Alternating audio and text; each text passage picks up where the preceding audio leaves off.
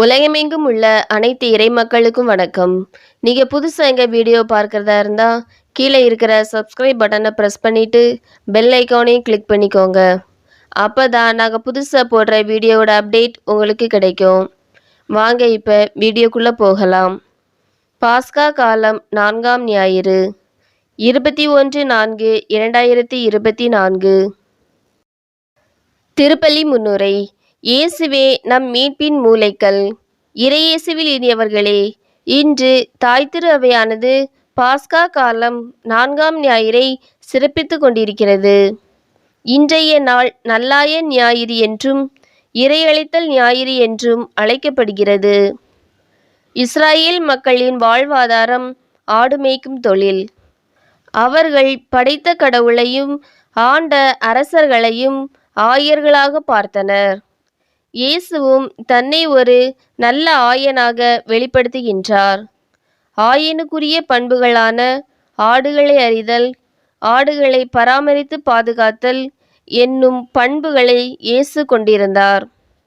மக்கள் என்னும் மந்தையை தெரிந்து வைத்திருந்தார். உணவளித்து பராமரித்தார்.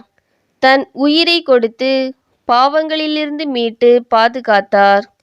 பொறுப்புள்ள நல் ஆயன் போல் நாம் வாழ்கிறோமா? பொறுப்புள்ள குடும்ப தலைவர்களாக, குடும்ப தலைவியாக, நம் பிள்ளைகளுக்கு முன்மாதிரியாக, வழிகாட்டிகளாக வாழ்கிறோமா? சிந்திப்போம். அக்கறையுடன் குடும்பத்தை வழிநடத்துவோம். குடும்பம் ஒரு குட்டி திரு அவையாக, குடும்பம் ஒரு கோயிலாக, இறை அழைத்தலின் விளைநிலமாக மாற இத்திருப்பலியில் மன்றாடுவோம். முதல் வாசகம். திருத்தூதர் பணிகள் நூலிலிருந்து வாசகம். அதிகாரம் 4, இறைவார்த்தைகள் 8 முதல் 12 முடிய. முதல் வாசக முன்னுரை. இன்றைய முதல் வாசகமான திருத்தூதர் பணிகள் நூலில் தூய பேதுரு கூறிய அருளுரையாவது: இயேசுவால் வாழ்வு பெற்ற மக்களே அவரை சாவுக்கு கையளித்தனர். மக்களால் புறக்கணிக்கப்பட்ட மூலைக்கல்லாகிய இயேசுவால் நாங்கள் தூய ஆவியையும் வல்லமையையும் வலிமையையும் பெற்றோம். எனவே நாங்கள் உடல் நலமற்றோரை குணமாக்கினோம். எனவே இஸ்ராயேல் மக்களே, இவ்வுலகில் நமக்கு மீட்பு தருபவர் இயேசு ஒருவரே என்றனர். தூய ஆவியை பெற்றுள்ள நாமும் சான்றாளர்களாய் வாழ வேண்டும் என்று கூறும் வாசகத்தை கேட்போம். இரண்டாம் வாசகம். திருத்தூதர் யோவான் எழுதிய முதல் திருமுகத்திலிருந்து வாசகம். அதிகாரம் 3, இறைவார்த்தைகள் 1 முதல் 2 முடிய.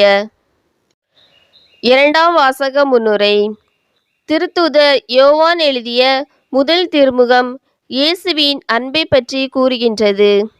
இயேசுவின் இணையற்ற தியாகத்தால் நாம் கடவுளின் பிள்ளைகளாக இருக்கிறோம்.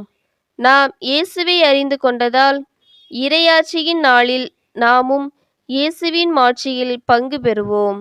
எனவே கிறிஸ்து இயேசுவை அறிந்து கொண்ட நன்மக்களாய் வாழ்வோம் என்று கூறும் வாசகத்தை கேட்போம்.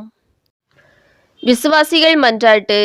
என் நாடுகள் என் குரலுக்கு செவி கொடுக்கின்றன என்று மொழிந்த அன்பு இறைவா, நல் மேய்ப்பர்களாய் எம் திரு அவையை வழிநடத்தும் எங்கள் திருத்தந்தை, ஆயர்கள், அருள்பணியாளர்கள், அருட்சகோதரிகள், துறவிகள் அனைவரையும் உமது ஆசிரால் நிரப்பியருளும்.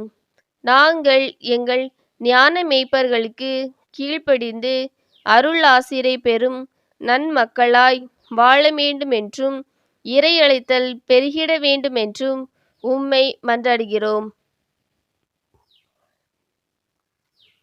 உலகம் முழுவதும் உமது மீட்பை பெற வேண்டும் என்று விரும்பும் அன்பு இறைவாம், தூய ஆவியை பெற்று கடவுளின் அன்பு பிள்ளைகளாக நாங்கள் எங்கள் வாழ்வாலும் வழிகாட்டுதலாலும் அனைத்து மக்களுக்கும் நல் சான்றாளர்களாய் விளங்க வேண்டும் என்றும் உம்மை மன்றாடுகிறோம்.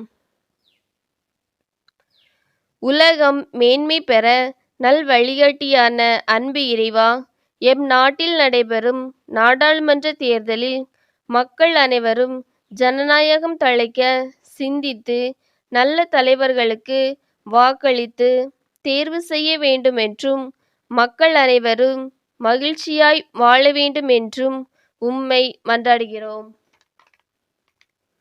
வாழ்வு தரும் நீர் ஊற்றுக்கு அழைத்து செல்லும் அன்பு இறைவா, எம் ஊரிலுள்ள மற்றும் உலகெங்கும் வாழும் அனைத்து இளையோர்களையும் உமது ஆசிரால் நிரப்பியருளும்.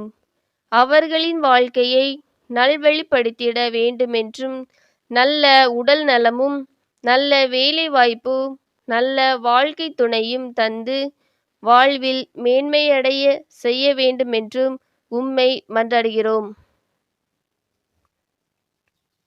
குடும்பங்களை ஆசீர்வதிக்கும் அன்பு இறைவா, எங்கள் குடும்பங்கள் அனைத்தும் உமது இறையுறவில் வாழ வேண்டுமென்றும் அனைவருக்கும் நற்சுகமும் நல்ல வேலை வாய்ப்பும் நல்வளமையும் தந்திட வேண்டுமென்றும் அனைவரும் அன்பில் ஒன்றுபட்டு வாழ வேண்டுமென்றும் பெற்றோர்கள் குழந்தைகளுக்கு நல் வழிகாட்டிகளாகவும் குழந்தைகள் பெற்றோரின் ஆசி பெற்ற குழந்தைகளாக வாழ வேண்டுமென்றும் உம்மை மன்றாடுகிறோம். ஆமேன். உங்களுக்கு எங்கள் வீடியோ பிடிச்சிருந்துன்னா லைக் பண்ணுங்க, கமெண்ட்ஸ் பண்ணுங்க, உங்கள் உறவினர்களுக்கும் நண்பர்களுக்கும் ஷேர் பண்ணுங்க. நன்றி.